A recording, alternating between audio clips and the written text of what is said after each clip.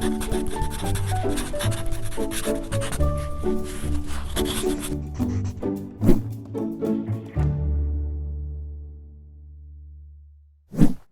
I'm Sarah Fry. Welcome to PaTTANpod. Pennsylvania's multi-tiered system of support, known as MTSS, is a comprehensive school improvement framework of evidence-based academic, behavioral, and social-emotional supports that meet the needs of all students, including those with disabilities. Today on PaTTANpod, we'll learn about 1LEA's implementation of MTSS, specifically for literacy. We'll focus on Tier 3 of the framework, which includes targeted interventions provided to struggling students in a small group setting.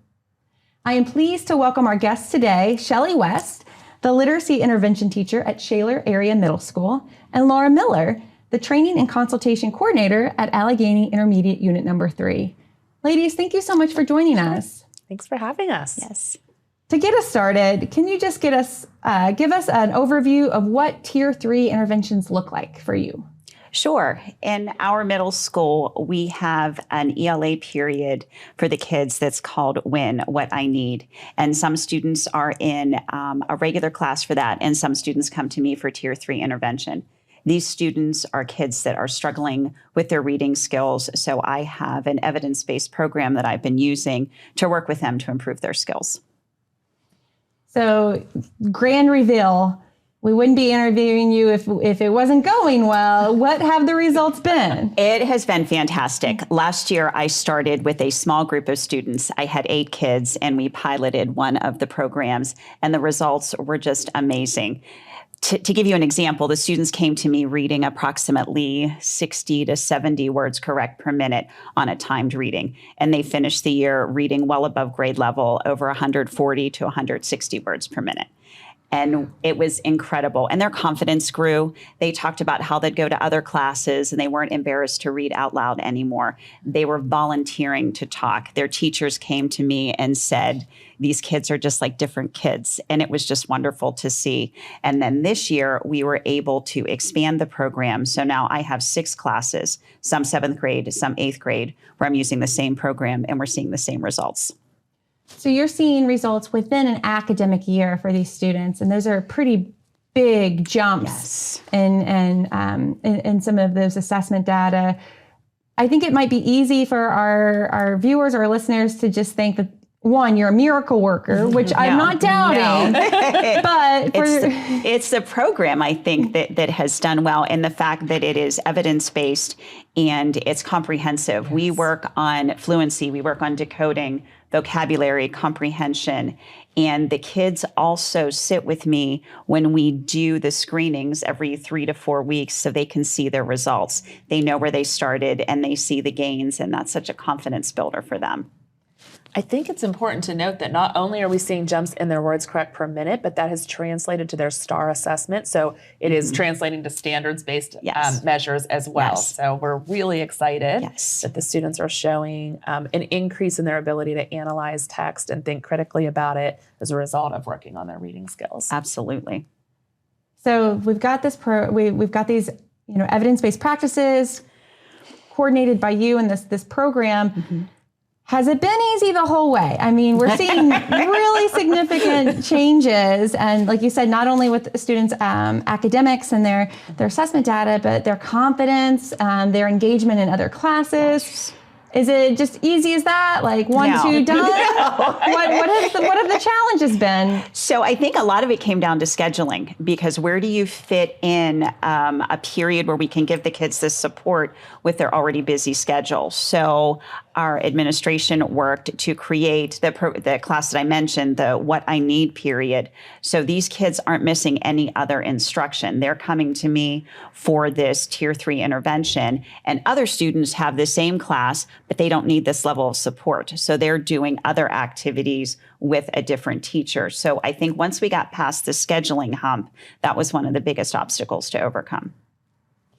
From your perspective, you know, as a collaborator and supporter, have there been any other difficulties or interesting challenges that you can speak to? Absolutely. So Shelley and I have talked often about the fact that she kind of embarked on this journey during the first year of COVID. Yes. And it was a challenge. You know, it was a challenge. There was so much on her plate and on the plate of every teacher in this LEA. And so really engaging in the hard work of meeting kids where they need support was not, while everybody wanted to do it, it wasn't top priority.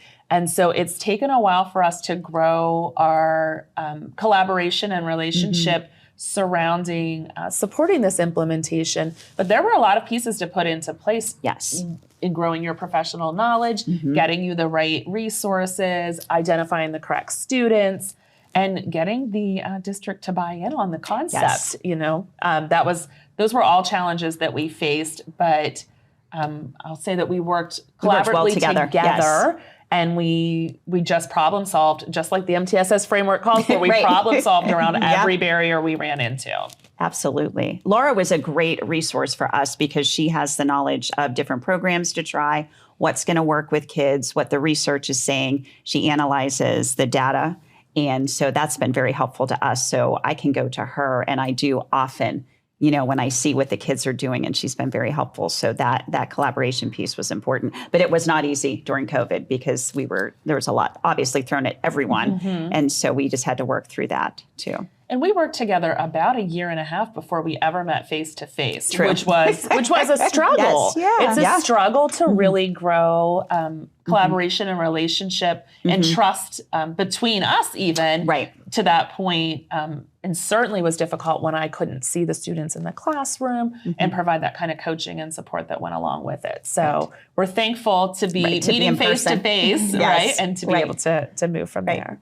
So you've had that initial pilot group of students that showed that big burst of success, and now you're expanding to another cohort of students at this time, and you've talked about your collaboration. How has that evolved? Like you said, being able to meet in person, but how has your collaborative efforts evolved, and has it grown to include other people?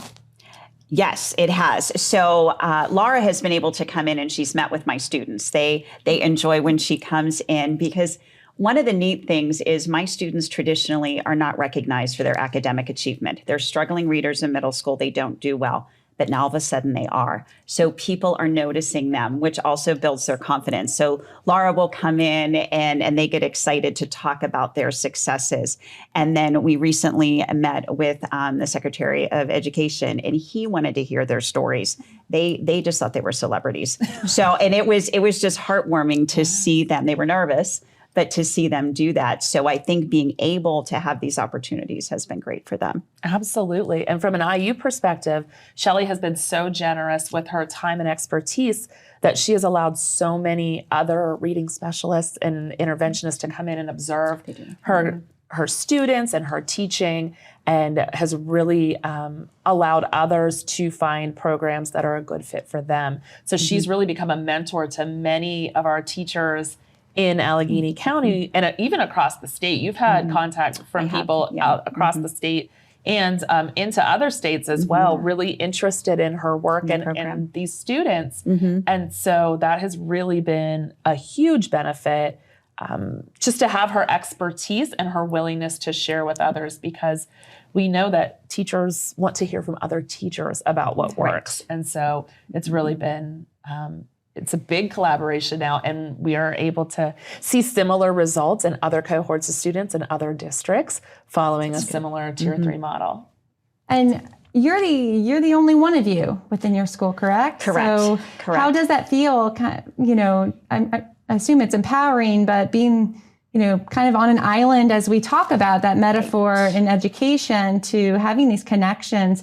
What are you getting out of that as you are helping other teachers in other districts? Well, it's just so nice to see the kids. I've been teaching for a long time. I'm old. This is my 29th year. So this is something new for me, because I've taught in special education classrooms. I've taught English. I've taught reading. So this is something new that I'm doing full time, and I really enjoy it because the results are so evident. And then when I share what I'm doing with other teachers, they're sharing right back, and they're telling me what they're doing. So I'm learning right along with other people, which is wonderful, absolutely wonderful.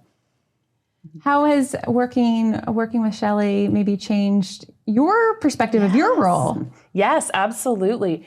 I think that we have shifted over time. I used to kind of bring you information and ideas and kind of be in that position of being the one to share the information, but we really are thought partners now, I think. And so we learn so much from each other.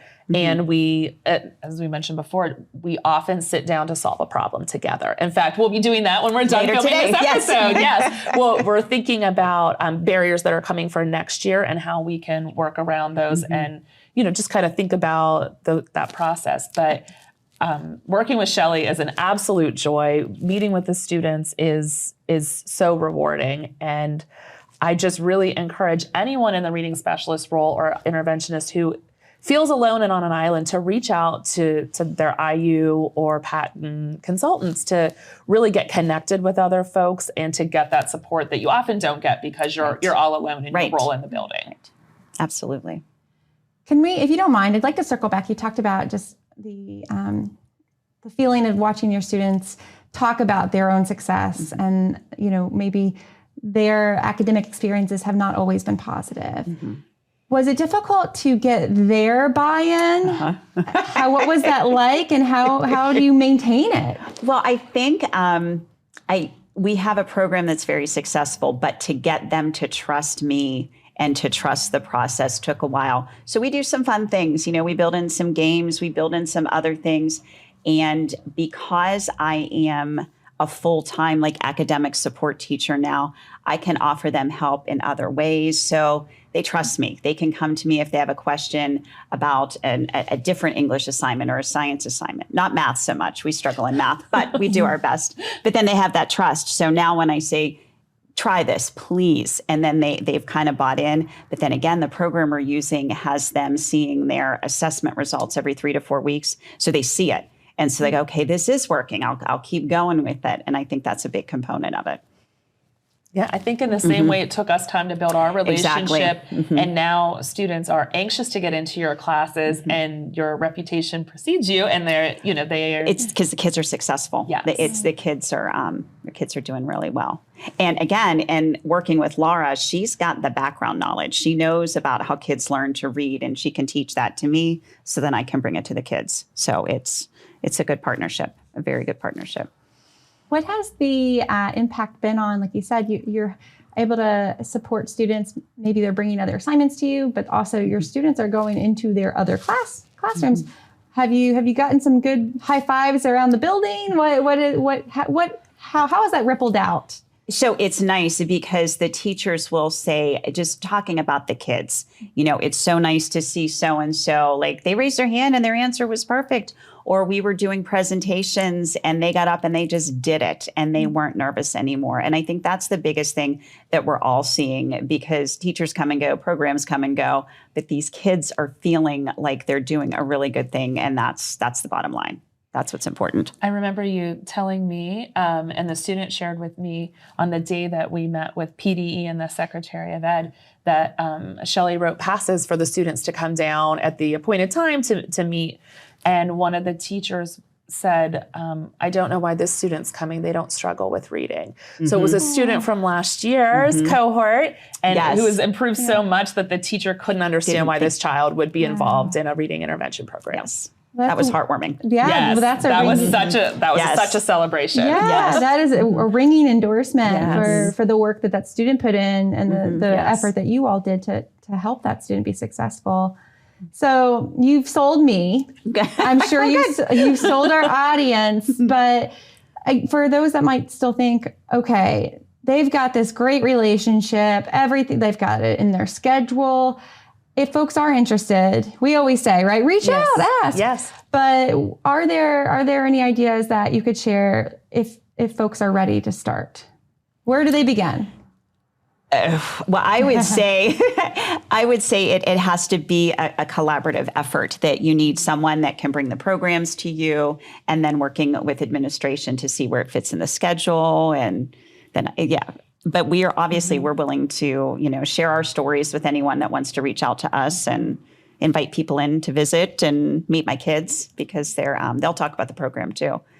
Yeah, they're happy to. And I think it's important, as you were talking about, to find someone and connect with someone who has the background knowledge. So I am by trade a secondary ELA teacher as well, and have not always known how children learn to read. And so wasn't able to support my own students in that way, but have been very privileged to get to learn so much about how students learn to read and be involved in that process that now I can turn around and support teachers. But as secondary English teachers, we're not taught how to support students who are struggling readers. We can accommodate them, but we don't know how to teach them to overcome that. And so really finding that partnership and connecting with others, engaging in that work is so important to anybody engaging at this work at the secondary level. A lot of folks are skilled at that at the elementary level, but at the secondary, it really is still It's not different. widely practiced, right? So finding folks engaging in that work is really important so that you make sure you're making good decisions and you have good thought partners to work with.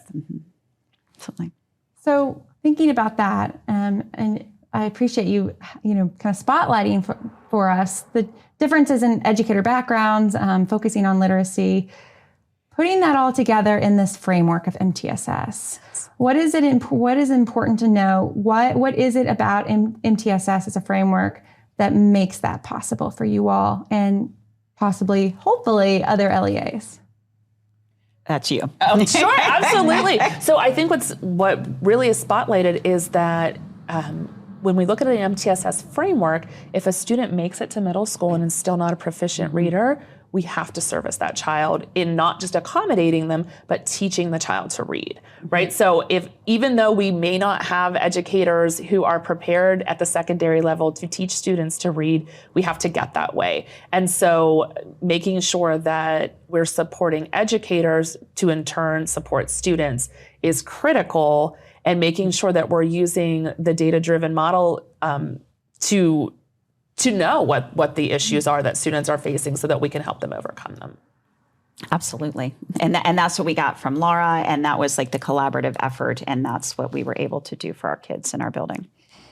From your perspective, what is the biggest, not just the results themselves, but like the biggest leap between the world of before MTSS and after?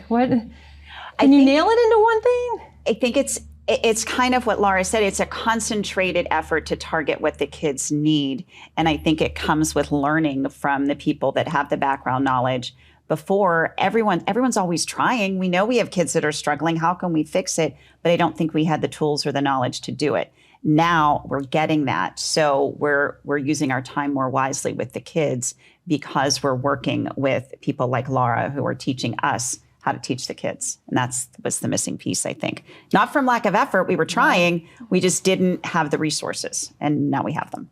So you shared with me once that it's really given you a lot of joy. Absolutely. I would have to say 29 years, this is one of my best, just because you see the results in the kids. Yes. And it's wonderful. Absolutely wonderful. And I think for folks in my position, right, if you work for an IU and you're supporting districts and it's outside of your comfort level, you have to reach out to your fellow TAC and to patent educational consultants, because there is a wealth of knowledge in Pennsylvania and everyone is willing to share it. We just have to go get it. So True. Well, both of you, I appreciate both of you sharing that. And that's an idea that's going to stick in my mind. Like you said, we're all trying, but working together collaboratively and putting the right pieces in place using data and evidence-based practices.